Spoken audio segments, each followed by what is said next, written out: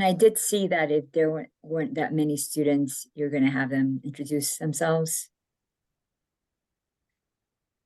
Yes. So, hi everyone. If you all can hear me okay, just give me a thumbs up. My name is Brenda. I'm the new Education Program Associate on the education team, and we're gonna go ahead and get started with today's session.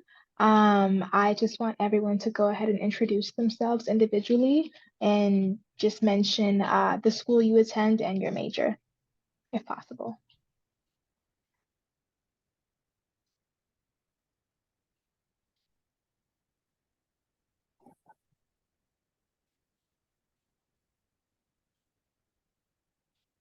Okay, for those who are just joining on, I'm going to go ahead and repeat myself. I just want everyone to introduce themselves, their school, name, major. It doesn't have to be in the chat. You can come off mute and individually introduce yourselves, or if you're comfortable with the chat, that's great too. But Hi, my name is Jalen Rout, and I go to North Carolina A&T. hi, Jalen. Hello, my name is Makaylee Miller, and I'm a freshman at North Carolina A&T. Hey, Makaylee. Hey, how you guys doing? I'm Ian. I went to Delaware State University. I did aviation major. I graduated already. And yeah, right now I'm working as an airline pilot. Thanks for joining us, Ian.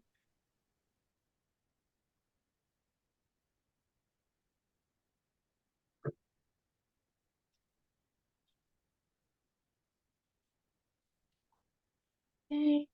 There's no one else who'd like to introduce themselves.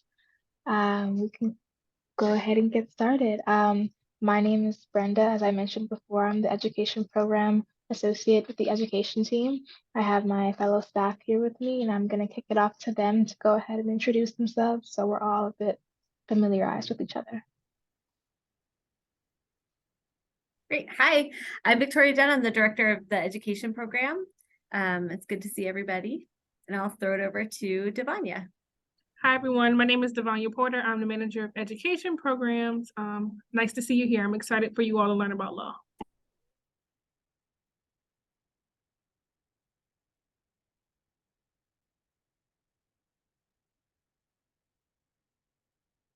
Okay, we're going to go ahead and kick it off to Pamela Rothenberg, who will go ahead and introduce herself and what she'll be sharing today. Thank you, Brenda. My name is Pam Rothenberg. I am a partner at a big fat law firm called Womble Bond Dickinson. It's a transatlantic law firm, which means it has offices all through the United Kingdom and all over the United States. And I've been with this firm a really long time. It's almost embarrassing how long. And actually, the firm's Washington office was formed by a group of us that were in a very small commercial real estate boutique that was merged into the bigger Womble firm and formed the DC office of the firm. And so that's how we became affiliated with Womble. So I've been with this firm and its sort of predecessors since 1998, and I've actually been with the David and Hagner firm since 1986. So I'm an old crone that's been practicing law for a really long time.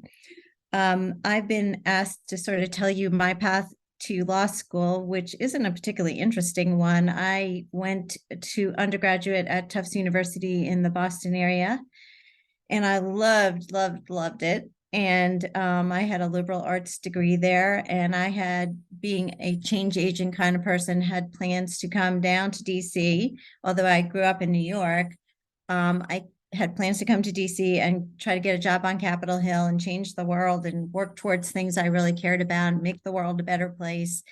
And during my junior year, there was a presidential election, and my candidate didn't win. And as a consequence, the entire DC plan sort of went out the window. And I, because I felt like I couldn't get a job that I really wanted to do on Capitol Hill because my candidate and my party wasn't really in power to do the cool world-changing things that I was interested in. And so my dad, who was a professor of medicine and had always wanted me to go to graduate school, just seized the opportunity at that time and said, why don't you just go to law school? Just go hide in law school for a couple of years. And when you come out, you can go change the world after that and things will be better. And so I thought, yeah, that's probably a good idea. So I would say to you that my journey to law school was sort of one that was in reaction to something and not one that I, had dreamed about doing my whole life. It was sort of like a natural continuation of what I was sort of already doing as an undergraduate, which was writing and doing public speaking and engaging in the kind of things you actually continue to do in law school. So I went ahead and applied and I got into a bunch of schools, and I decided that I should try a new city because it was a limited time that I would be there. And it was an interesting way to try new cities, to go to different places for college and law school. So I got into Northwestern Law School, which was actually the undergraduate's in Evanston in the suburbs of Illinois, but the law school is downtown. And I grew up in New York and my dad lived in Manhattan and went to college in Boston. I'm like an urban person. And so I ended up going there and I practiced there. Well, I went to law school, which was very hard. And that's why, talking to the people at Clio is going to be significantly helpful to you because you need a lot of support if you're in law school. But I made my way through it and I passed the bar and I started practicing with a law firm out in Chicago. But I just really am an East Coast person. And so I decided I wanted to move back to the East Coast, but I didn't really want to practice in New York, which is reputed and known to be a very, grueling practice. So I ended up picking my sister up, who had just graduated college, and driving the two of us down here together. And we moved here together and we're both still here, 100 years later. So that's my journey. It's nothing exceptional. I would say, looking back on it, it wasn't a bad choice for me. I think, it did use my best skills and my best talents, put them to use. And now I practice commercial real estate law. So I do transactional work, helping real estate developers put deals together and build housing, mostly is what I work on.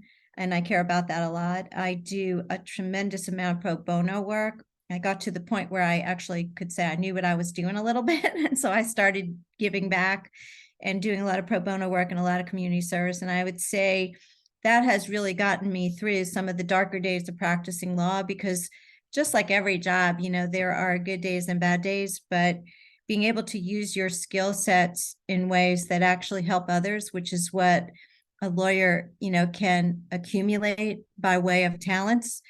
It's an interesting way to cope with some of the stresses and trials and tribulations that any job would present, but that, law work, can present. So I put my skills to work to help clients, but I also put my skills to work to help people in all different sort of venues of my life. And that is how I have come to be affiliated for the last 15 plus years with the Council on Legal Education Opportunity. I've been a board member for that period and also serve as their outside general counsel and do pro bono work for them. And I think they're one of the most wonderful organizations working genuinely and authentically from the beginning of, this century and before, to help increase diversity, inclusiveness, and equity in the legal profession. And I think it's a critically important organization in that regard, and they do fabulous work. So without further ado, I'm going to introduce you to my friend and colleague at Clio, Linda Ceballos. She is the Vice President of Academic Affairs, and she's going to tell you all about Clio's programs and the support that Clio could provide to those that want to pursue a legal education and, to become a member of the legal profession.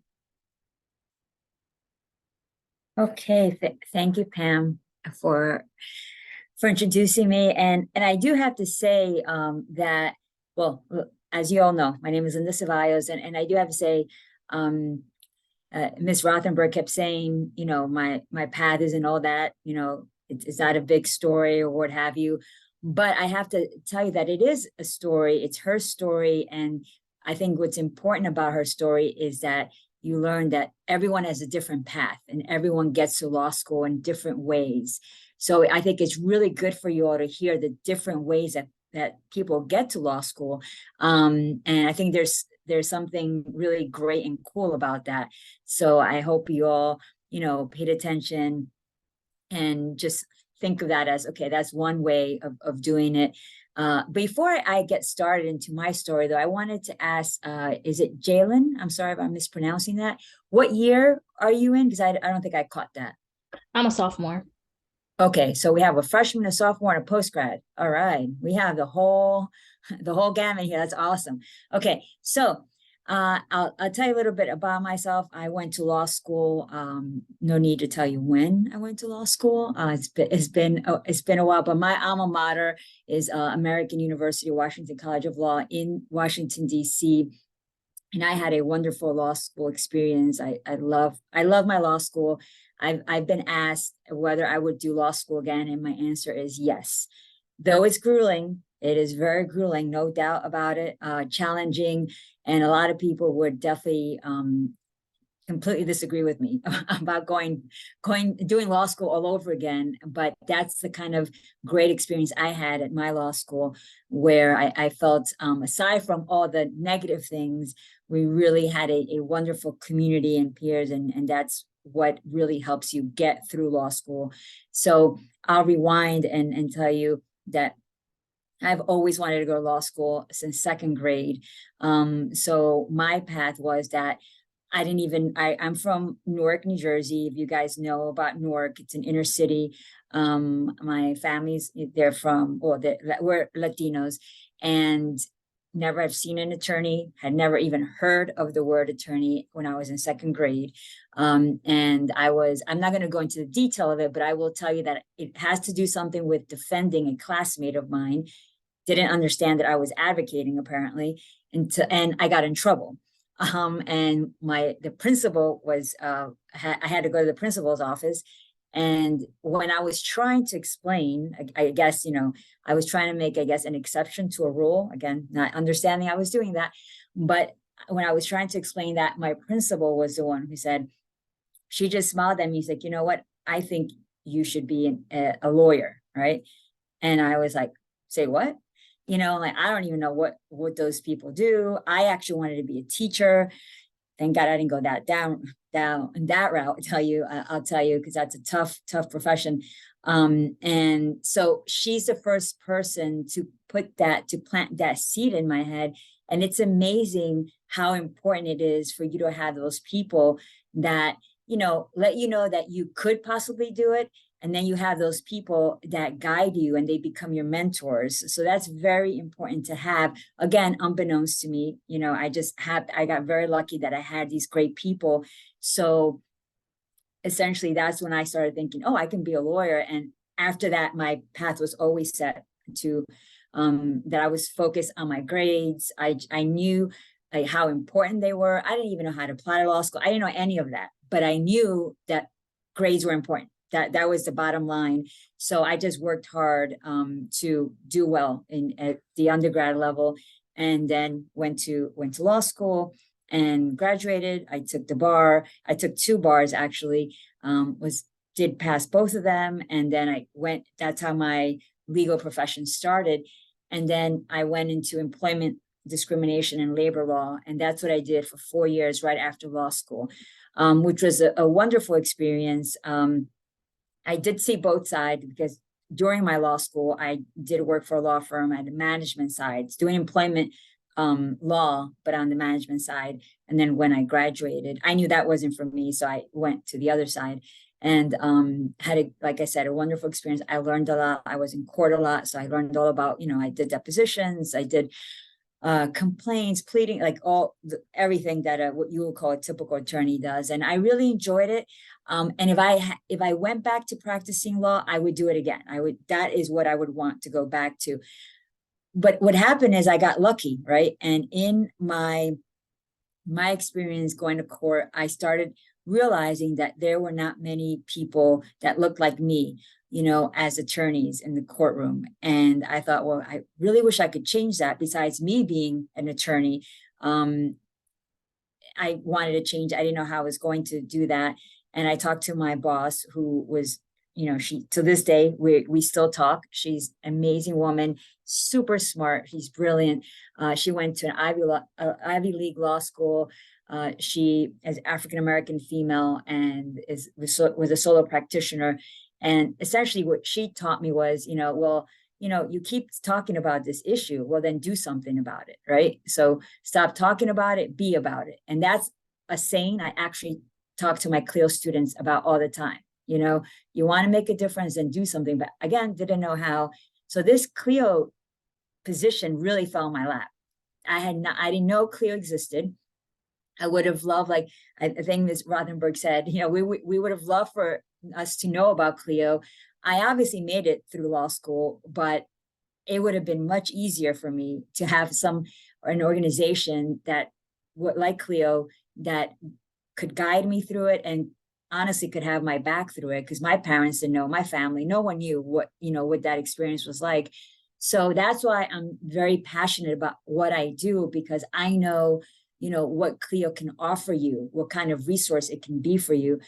So I've been very, very lucky and blessed to have found CLIO, and I've been now with CLIO 17 years, I believe. I think in November it was 17 years if I'm not mistaken. So I've been there for quite some time. I wanted to get to CLIO. I wanted to make a difference. I thought I'd be there for 3-5 years tops. Obviously, I'm not good at math, but I think I missed my mark on that one, but I love what I do. I love to connect with students like you, to guide you, to tell you about our programs, which I'll get to in a moment. But I just want you to know that I'm going to go through these programs that CLIO has, that we have to offer you, but I'm also there to just advise you in general. Okay, so that's my story. And I don't know if we want to stop here for questions, or should I just jump into the CLIO programs? Please let me know. If anyone does have any questions at this point, feel free to unmute yourselves and ask Linda or Pamela, and we can go from there. If not, Linda, you're free to go ahead and continue with the program. Okay, and before I continue, I just want you to all know that we're here for you, okay? So that means have questions for us, because this is an experience you don't always get. You don't get to talk to a couple of attorneys who have different experiences. And of course, I'm going to talk to you about CLIO, and you can ask me about that, but just, get your thinking cap on, and please think about questions, because we want to make this about you all and have your questions answered. Okay, you've taken the time, which I applaud you for, to be here. So really, make sure that you take a good that you take what's that called, advantage of this opportunity. Okay, wonderful. So let's get started. I'm going to talk to you about the different CLIO programs. To do that, I'm going to share my screen. So if someone just thumbs up as to whether you can see my screen. Awesome, thank you. All right, okay. All right, so here's our wonderful, resourceful CLIO website. Okay, so for everyone who's here, that's clioinc.org. So that's the homepage. So when you're there, for all you, a big tab for you is going to be pre-law programs. So that's where you go. You see it's highlighted. It gets highlighted depending on what you want. So that's a tab. You click it. And once you do that, you're going to see all the programs that we have for you. Might take a moment. So here you are. Just want to give you a quick overview of all the programs that we have. So this is a good place to keep in touch. So the first thing I'm going to talk about is we're going to have a program this upcoming, not this Saturday, but next Saturday. I believe that's March 11th. And since we have freshmen and sophomores, I'm going to start with that. It's going to be all day. It's a Saturday. There's still time to register for it. So what you do is you can read this little, blurb here, but when you go in, that's when it says learn more and register, that's where you want to go and find out more about it. So I'll tell you a little bit here. But you will see that I just came back from Texas, from Houston, Texas. We had this program in person there, and we're going to have the next one at Richmond School of Law. So hopefully some of you can go there in that program. And I'm just going to let you know, for the freshmen and sophomores, what the day looks like is essentially 9 to about 4 p.m. I'll give you the good news. You get breakfast and lunch. Okay, so that's always good for students, right? And you have a chance to, there's different sessions. It's a full day program, but the different sessions that you have is you get to meet an attorney, you have a law class, you connect with a pre-law advisor, and there's an admissions part as well where you meet the director or deans of law school in admissions so they can talk to you about what they're looking for in an application process and what you can do as a freshman or a sophomore. And it's another program where you ask questions. So they're there to answer your questions, but it's there's more to it. There's also an intro to logic. So it's I would like to call it an informative and fun day for the freshmen and sophomores. Okay, so if you are interested, please register for that. At the end of this session, I'll drop my email, unless it's already out there somewhere. And you're welcome to email me with the link if you need the link again. But I just want to kind of bring you into the fold about Road to Law School and Sophomore Super Saturdays is essentially the same. Okay. So the next program for the postgrad that we have here today will be Juniors Jumpstart the LSAT, which is going to happen on the same day. Okay, so the Juniors Jumpstart the LSAT, it does, even though it says juniors, seniors as well as postgrads are eligible to register for this program. Again, March 11th. And during this program, you actually take a practice LSAT exam. Okay. And don't panic about that, because this is, I can tell you from the 30 plus students we had this last Saturday at the Junior Jumpstart, they all panicked, but at the end of the day, they loved it. They understood how beneficial this was because you get to take the exam. It's timed and no one sees it, but you actually get a score back. And then the LSAT instructor goes through strategy sessions for you. Okay. So you leave with a roadmap of, okay, what do I need to do to improve my score?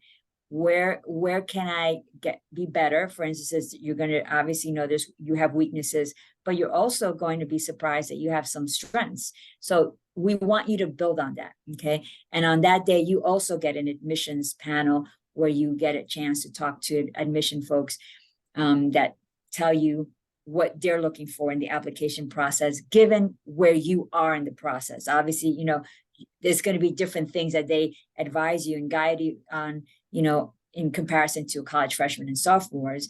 For most of you, especially if you're a postgrad, your GPA is what it is. There's nothing you can do about it, but there's other parts of the application packet that are equally significant for you to get into law school. Okay. So, and those are the two that I wanted to talk about initially. And then before I go on to the next one, because that happens on the same day.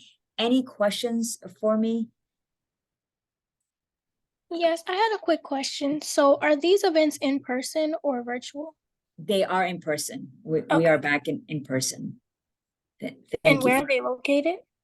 So can you see my screen? Yes. Okay, so it tells you right here. Do you see that? Yes. I'm circling it. Okay, so that's where this one is located. So we normally have more, but we're pretty much done with these programming. So we had one in October, November, just so you all know, in different places. So the idea is that we have this program at different locations across the nation. So I just got back from Houston, and the next one's going to be in Virginia, Richmond, Virginia. Quick question, Linda. Do Sure. you have a virtual option for students who don't reside in the DMV area? Not anymore. No. So we're really trying to focus on going back in person. So I will talk about another program. Actually, no, that's not true. Okay, scratch that. No, it's a quick answer to that. But I will talk about a summer program. That's what I wanted to talk about in a moment. But thank you for that. Any other questions for me? You're welcome just to unmute yourself and ask. Okay. Hearing no questions, I'll go to Clio Connection. So that's another program that we have that also will be in March. It will, but this one is during the week and it's in the evening. Okay, so that's a huge difference, and it's only an hour and a half. And the one that we will be having, the last one will be March 15th. We kick it back off in the fall, but this is the last one of this season, if you will, and it's going to be an attorney panel. So if you guys can come in person again, that would be great. It's at a law firm in Washington, D.C., downtown. And like I told you in the other one where you get breakfast and lunch, we also give you some pizza. So if nothing else, you will definitely get well fed. So that would be great if you guys can do this. You just, again, come here, you just register. And again, you're welcome to email me and I can send you those links as well. So this is going to be an attorney panel, and it gives you an opportunity. It's usually a smaller program. It gives you an opportunity to meet attorneys that are doing different things with their JD. So we try to give you a diverse panel so that you start seeing what's out there. There's so much that you can do with your JD. That's why I always think the JD is what I call a powerful and versatile tool, because it's not like, okay, now I get this, now I have to go, have to go to court. There's so many things that you can do with your JD, and this is a great way to get an understanding of that, and also to start networking. That's very important to the process as in general, whether you're a college freshman or you're a post-grad. Okay, so again, we'll stop here to see if any questions before I go on to the summer programs that we have. I have a question. So if you scroll down a little bit to the purple, I saw it said like hybrid. So is this option like in person and online? Right, thank you. I'm sorry, I can't see who's asking the question. Faith. Oh, okay, great. Thank you, Faith, for that question. So it was hybrid, and we have for the last one we've changed it to in person only. Okay, thank you. You're welcome. Good question. I'm glad you all are reading. That is a very important part of being an attorney. Well, going to law school and being a successful law student. So that's good. Reading is very good. So I'm happy that you're catching on those details. Okay. So continuing, I'm going to go ahead and jump to ASAP. I know there's other students that joined us. Anyone there? Because I know we didn't introduce you. You didn't get a chance to introduce yourselves, rather. So is anyone there? You could put in the chat. Are you? Will you be applying to law school in a year or two? And you could like put a thumbs up or something in the chat. I just want to have an idea of if the students who will be applying to law school in a year or two.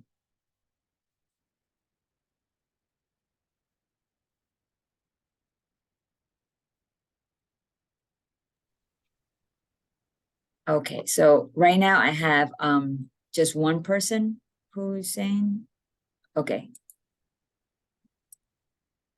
So we have Faith, Tyrone, Okay. and Ian.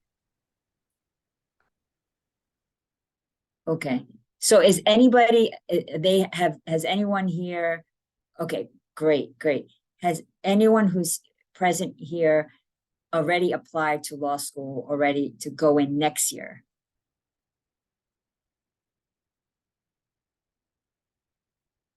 Okay, all right, great. And it helps me to see what program to focus on. And it looks to me that, let me go back to the pre-law programs just so that you all get used to looking at that page and knowing where to go. So what I'm going to talk about right now is ASAP, because I think that's where most of you are at. So that's achieving success in the application process. This is a program that you actually have to apply to. I hope to have the application up early next week. So this, so it's hot off the press. Not, it's not even hot off the press, but the information is for you to know. This is as this says, is a 2-day pre-law seminar. And I'm going to learn more, register, which again should actually say apply, because you don't register. So what we're going to do is we're going to be definitely at these 3 law schools. So I believe that most of you are in DC. Is that correct? Most of our students came from DC high schools, but everyone is in different locations as far as undergrad. So that means that they're in a different location right now? Yes, currently, as the semester progresses. Oh, okay, got it. So got it. So when, like with for Ms. Faye Smith, when you say you go to school in Florida, but will you be back in the summer, or you'll be there the whole time? No, I'll be there the whole time, just because I'm in a program at my school that requires us to stay for the summertime as well. So Okay. I won't be able to come back, unfortunately. All right. Okay, that's good. I just want to get a sense. So these are the law schools, and I'll get to Golden Gate in a second, but these are the law schools. So we'll be in DC, we're going to be in New York, and we're going to be New York City, and we're going to be in Chicago. And these are in person. Okay. So this is a 2-day program that helps you. We have deans of law schools. Okay. They're the ones who conduct these workshops, and they help you through the process. Many students think that, okay, I'm just going to apply and that's it, because the big ones, right? You know your GPA, you know about the LSAT. But critically important, I would say, and sometimes it's even more important, are the other parts of the application process, okay? Because that's where you have a chance to let the admission folks know who you are. Besides those 2 numbers that they already have, they also want to know who you are. So the application process is so important to that, where you have your personal statement, you have things like your resume, letters of recommendation. So they go through all that with you, so that you're hearing it from the people who make these decisions every day as to who gets into their law school, and who doesn't. So they guide you and let you know, okay, this is what you need to know, what you need to do and need to know to make sure that your application packet is as competitive as possible. Okay. So what we are going to try to do, just for those of you who won't be able to make it, is if you're not in these, near these schools, or rather these city states, for Golden Gate, we're going to try to make that a virtual program. So stay tuned on that. But I just want you to know that, since you are here, and hopefully that helps you out. Okay. So there's an application process for this, and the GPA has to be 2.7 undergrad. Okay. Undergrad GPA, because that's what the law school also asks for, is undergrad, not the 2.7, but the undergrad GPA. So if you don't have the 2.7 GPA, then I ask you to write an addendum explaining, what happened and why don't you have that 2.7 GPA, because this is something you're going to have to do for law schools anyway. So I try to have my ASAP application mirror that, so that you already start thinking as a law school applicant, insofar as what will I need to be prepared for? What will I need to submit? An addendum is going to be key for various reasons. Anyway, so point being that's things that you learn at ASAP. Okay. To be clear, this ASAP program are for juniors, seniors, and postgrads that will be applying in a year or 2. Okay. And that's why I was asking that question. The programs that we have at Clio, we have something every step of the way. And it always depends on where you are in the process and what year you're in, whether it's your college year or a postgrad. Okay. So I'm going to stop there, because I've given you a lot of information about ASAP. Any questions for me about ASAP or any of the other previous programs that I mentioned? Yes, I had a quick question. So, is there some sort of newsletter that we can sign up for so we can be notified of like future events and stuff? Or like right here, you see where it says Scholars Newsletter, sign up? Mhm. Yep, that's where you would sign up. And I believe, I'm just telling you that if you go into the website, right? So let me go back to pre-law programs so that I can further address that. So you see how your pre-law programs, you see this button right here, it says click to subscribe now. Yes. Okay, so that's another way of doing it. So you don't have to go into the actual program. You can just come right here and you can do that. Aside from that, my understanding is that whoever signed up for today, they'll be sharing your emails with me, so I can also email you. But I want to make sure that you all see this because this is important, just in case there's some sort of miscommunication. You can come to the website and sign up right here. Okay, does that help? Yes, that helps. Thank you. Okay, you're very welcome.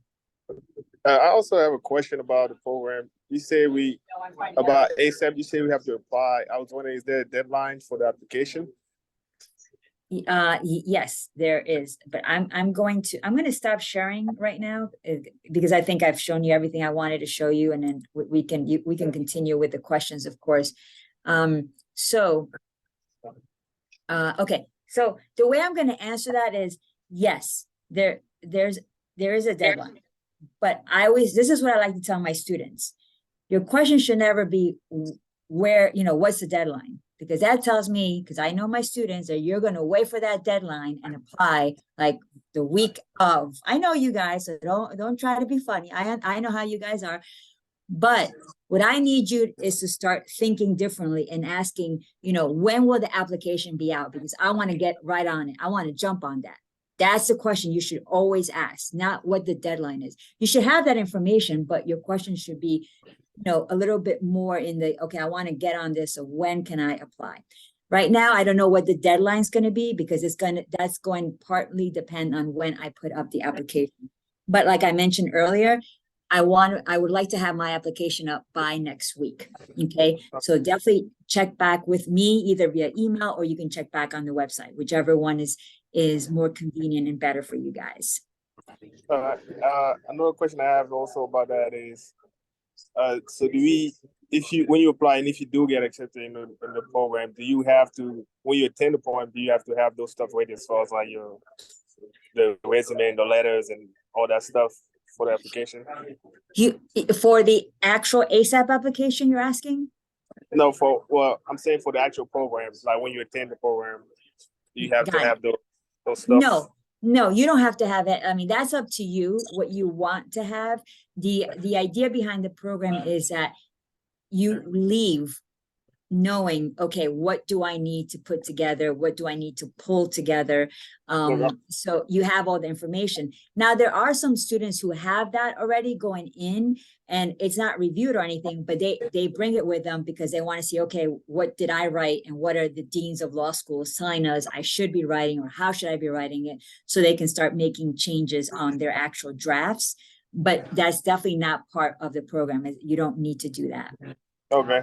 And last but not least, I was on the website. I mean, you were saying that the date, and I published it. Do you know how soon? But the reason I'm asking is because, well, for my job, I don't have the same schedule everyone. So it's like I don't always have the same days off. Like I work weekend, I work now, I work holidays. So I was wondering. How soon like those days will come out and stuff like that, so I can see if I can possibly get off and stuff like that. Of course. And when the application comes out, it'll have the dates there as well. So that again goes to, I hope next week I'll have that. If nothing else, I'll definitely have the dates up because I already know the dates, but they're just not up there. So just so you know, it's at the end of June is the first one because it's like, the weekend. And it goes through the early August, the first weekend of August. But those dates will definitely be up next week, even if the application for some reason is not up. And you don't have to attend all of like the different schools, right? Just like the one like DC or whatever. That makes sense. Exactly, exactly. I would, you're welcome to attend all of them, but Right. you definitely don't need to. Okay. Thank you for your questions. Good questions. Thank you for that. Okay, any other questions?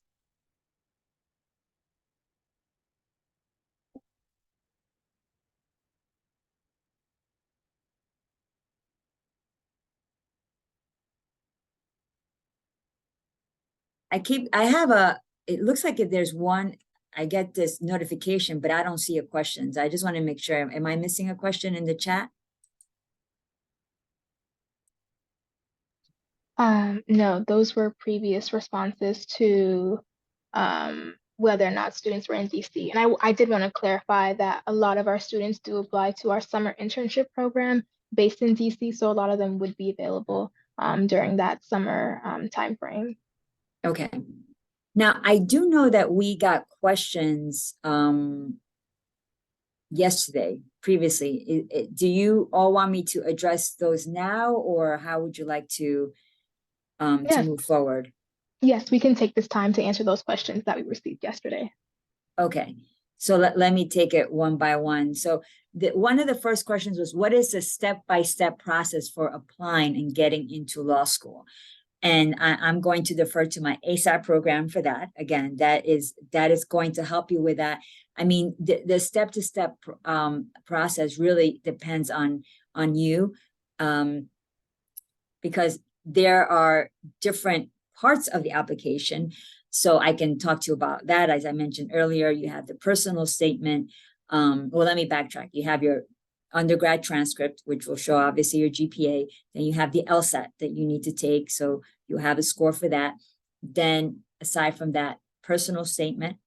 If there's something that you need to explain, that's where the an addendum would come into play. Your resume and your letters of recommendations. Okay, so depending on the law school that you apply to, this is why following instructions are very, very important, because every law school will ask for different things, amount of things. For the LORs, there's letters of recommendations. That's what you're going to have ready. Some law schools might ask for 1, some might ask for 3. So you have to look at the application and say, okay, what do these law schools actually ask for on that front? Okay. So that was one of the questions. What is the most effective studying method tool for the LSAT? Again, that really depends on the student. The most effective studying method, I don't know if there's a most effective. In general, having talked to many LSAT instructors who do this for a living, the main thing is for you to actually practice. And what I mean by that is, you take a full exam several times under time conditions. Okay. I always tell students with the LSAT, there's 2 hurdles. The first hurdle is the skills. Okay. If possible, you take an LSAT class, you take a course, or there's Khan Academy, which is a free platform online that you can start studying on your own. Okay. But the skills, I'm going to say that all of you who are here and listening today, you're pretty smart cookies. Okay. So you're going to get the skills nailed down. Whether it's 3 months, whether it's a year, every student is different. Okay. There's no timeline as to when you have to nail down these skills, but that you will get those skills nailed down I'm pretty confident that that's going to be the case. But then the second hurdle is now you have to put those skills into use within a time constraint, right? And I think that's where a lot of students, honestly, where they fall short, because I always get students to say to me, oh, Ms. Ceballos, if I would just have, 5 hours on the LSAT, it's like, right. Most people could do that if they had 5 hours, but this is what law school is using to say, okay, who can handle the pressure, right? Who can handle the stress of doing this kind of skills under that time pressure? And the only way to be able to do that successfully is to practice, practice, practice, and then practice some more, okay? There's no reason why any of you should ever take the LSAT exam just to go in and see how you'll do. There are programs like CLIO, the Junior Jumpstart, the LSAT, as I mentioned earlier, that can help you with that. Even LSAT prep companies, if you call them, they will give you a free diagnostic, what they call a diagnostic test. So you can do those kind of things. But I implore you to not just go in to take it to see how you're going to do. There's so many other ways you can do it so that the score is not out there for you to now have to deal with it if you don't happen to do well, okay? So that's what I would say about the LSAT. And again, the time, how long it takes, because I know I get that question all the time, it really depends on you. You know, I know students who have been able to do it in 3 months and have done well. You know, I know students who have studied for 3 months and have done horribly, you know, so you should really look at your studying. And when you're taking those practice exams, you'll know, okay, I'm hitting the score I want, I'm not hitting the score I want. So if you're not hitting the score you want, right, then don't take the actual LSAT exam because you're not going to do any better. Okay, so just keep that in mind. Okay, and I don't know, the next question is, what are the best resources for scholarships for law school? That's something that first you would have to Google, which is research. That's what being an attorney, being a law student is all about. You have to do the Google research, but also law schools, depending on the law school you're applying to, they would have that, right? So when you start applying to these law schools, if that is a factor for you, an important factor, then look at those law schools and they will have that on their website.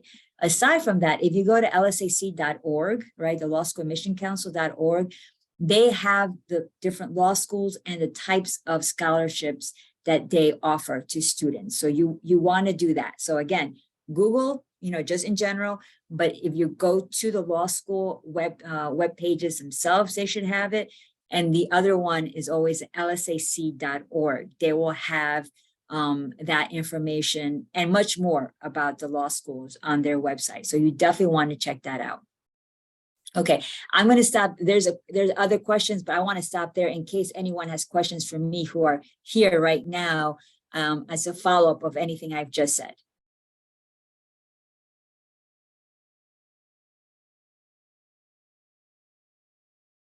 Everyone good? Yes? All right, okay. Oh, did somebody? Did you have a question? Does anyone, oh, I'm just asking if anyone else had, I don't see any raised hands or anything, so. Okay, great.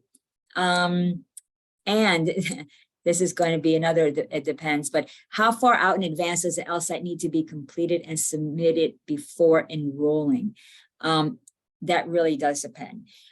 Back in the days, there was a more specific answer, but because now you can take the LSAT way more times, it's going to depend on, you know, the law school itself and when their deadline is. You know, we're just talking about deadlines earlier, so that matters. There's some law schools who will still take students for that same year in June, for instance. So you would have to have you've done your LSAT obviously before June. And I don't know right now what the turnaround time is when you take the LSAT, like how long it's taking, because it seems to me that every LSAT in the last couple of years, there's been a different turnaround time to get the results.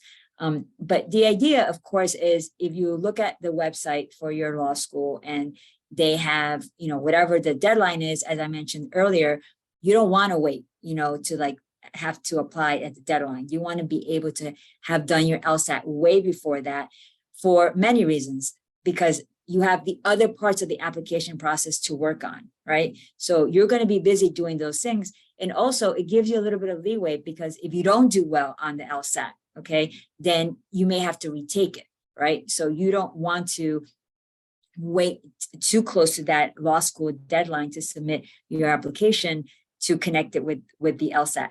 So I always tell students, you need to take the LSAT when you're ready to take the LSAT. You know, that's the way you have to plan it. It's always good to have a plan, right? That's what being, again, a good law student is going to be about as well. You should always have a plan, because then you can, you know, you can work into that plan. Like, okay, so I want to apply by such and such date. So that means 8 weeks from now, I have to, or rather 8 weeks from then, I have to, you know, have A, B, C, D. Okay. But then say 8 weeks from then, you don't have A, B, C, D. Okay. Well, now you have to be flexible. So that's why my advice to students is always have a plan, because that is very important, but also be flexible to know if you cannot really make that plan work for you. For instance, I get this all the time for the LSAT. You know, I have students who apply with not great LSAT exam scores. And I ask them, well, why did you apply? You knew this was, you know, this was not a great score. Oh, well, you know, I needed to apply by this. It's like, okay, like how? Like, why did you need to? You know, well, because I've always planned to apply by 2021. It's like, okay, well, that's a good plan, but guess what? If you're not ready and if your LSAT is not ready, guess what? You're going to apply, but you won't get in anyway. So what's the point of applying? So that's what I'm saying. By having a plan, you should definitely have a plan, but be flexible and smart enough to know when the plan isn't working and you need to switch it up. Does that make sense? And thumbs up, that makes anything? sense. All right, great. A little dance, a little anything? Okay. That makes sense. All right. Okay, great. Thank you. All right. Is it possible to work while in law school? In general, I'm going to tell you no. Okay. It is not, it's just not a good idea. All right. Having said that, this is if you're going full-time. If you're going part-time, that's a different story. But just so you all know, full-time is normally 3 years. If you do part-time, 4 years. Okay. So the ABA also has a rule out there that's about, I think you cannot work, like I think it's like 20 hours is that's the most that you can. And if anyone here is knows any differently, let me know. But last time I checked, it was still the same as when I went to law school, if you can believe that, you know. So you can't work more than 20 hours as a first year law student, as a 1L. And they do that on purpose. Your 1L is just very challenging and you need to really focus on it, and you want to do well in your first year, as well as you possibly can. And if you're working, that makes it a little bit more challenging. Now, having said that, it doesn't mean you know, if you want to do a little part-time, like I said, no more than 20 hours, but something that law schools have, or again, every law school is different and they have different things for students to help you out. One of them though is like they call it, well, at least in my law school, it was Dean's Fellows. And essentially you are able to assist, we'll call it, assist a law professor. And that's really helpful because you're at the law school, right? You don't have to travel anywhere. And it is very nice on your resume as well. And it helps you out with tuition by giving you some sort of, we'll call it a stipend, okay? When I went to law school, I worked at the library, which was a great experience. I love libraries. And on top of it, you know, I was the first person to get, like, you know, the books that we needed for writing class anyway, for legal writing, which was back in the days was very, very important because everybody has the same assignments. They're all looking for the same book. And what was great about working in a library or even at the law school is that they know you're a law student first, right? So they don't expect you to work too much. They understand if you have assignments, if you have to study for an exam. So that's the good thing about working on the actual campus itself. So that's what I would say about working in law school. And if a financial, you know, I guess resource is important to you, that's something you also want to talk to with the admissions people, like what do they have for you to be able to work at the law school in, you know, whatever year. Later on, as you're a 2L and 3L, that, you know, that it gives you more, you'll have more options to work. There's also externships, right, that you can do. Some of them are paid, some of them are not. Again, if that's important to you, then obviously you want to work with the Career Placement Center to look for externships where you can get hands-on experience in the law, in different, in different fields, but that you also get paid a little something, as to help you out with your, books or anything like that in law school. So those, I believe, are the only questions that I received from you all. I don't know if there's anything else. No, I think those are the some of the questions that came in from folks via the registration link. And I think you've provided, I appreciate you walking us through the website so that folks know how to find those resources in the future. And I hope that everyone, as we wrap up, Linda or Pam or Lay, is there anything that you'd like to just share as closing remarks as we close out the hour?